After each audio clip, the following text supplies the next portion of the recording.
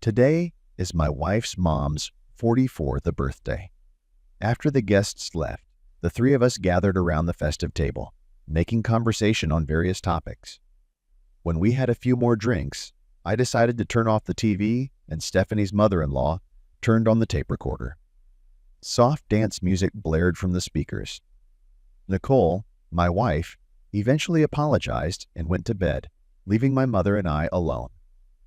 As I watched her, I couldn't help but notice her amazing beauty. Despite her divorce from my father-in-law, she still hadn't found another partner.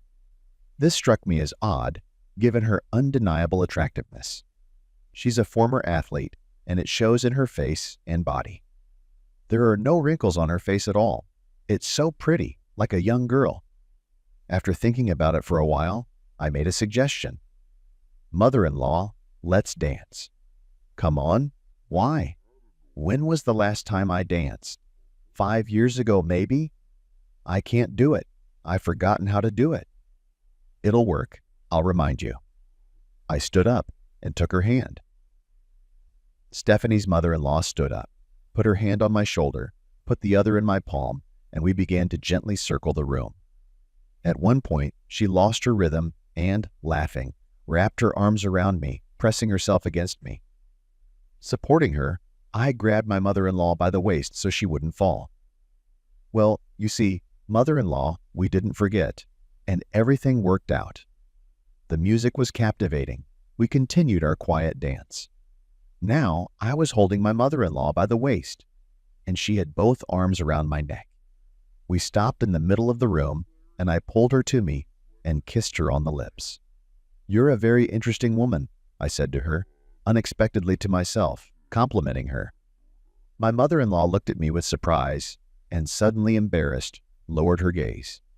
I felt embarrassed too. Stephanie's mother-in-law did not move. I quietly lifted her face by the chin. Her bewildered lips obediently reached for mine. Her eyes were closed, and her eyelids quivered. "Son-in-law, dear, have we not gone far with you?" She whispered slowly and opened her eyes a little. But she didn't go anywhere, but on the contrary, after a second's hesitation, she pressed herself even tighter against me. The beautiful music did not end and filled us with the energy of love. Then my mother-in-law looked at me and, smiling, grabbed my hand and led me to the bedroom. That's when it all started. And now, 3 weeks have passed.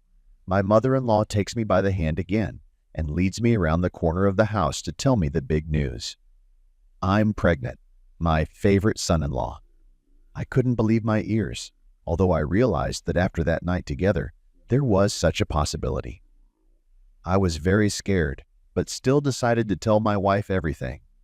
She cried a little and yelled at me, but then packed her things and went to a friend. That's how our life together was over. I stayed at my mother-in-law's house and called her just Stephanie. Soon the divorce papers came, and then it was time. Stephanie gave birth to my beautiful daughter. I was very happy. I had wanted children for a long time. Even my ex-wife came over to see her sister. A year and a half later, Stephanie surprised me again by telling me she was pregnant again. She'd been to the doctor, had an ultrasound, and she was told that we're having 3 more girls. I'm just shocked at such good news. I couldn't imagine in my dreams that this could happen in my life. And the day came when all 3 girls were born, beautiful, healthy, and like their mom. But they are still small, of course. It is not clear who they look like. Even my ex-wife cried with joy when we took the girls home. She forgave us and was very happy, such a huge happiness in our family. She became a second mom for them, never left them for a minute. That's how I became a father of 4 beautiful daughters. And my wife is now my favorite former mother-in-law.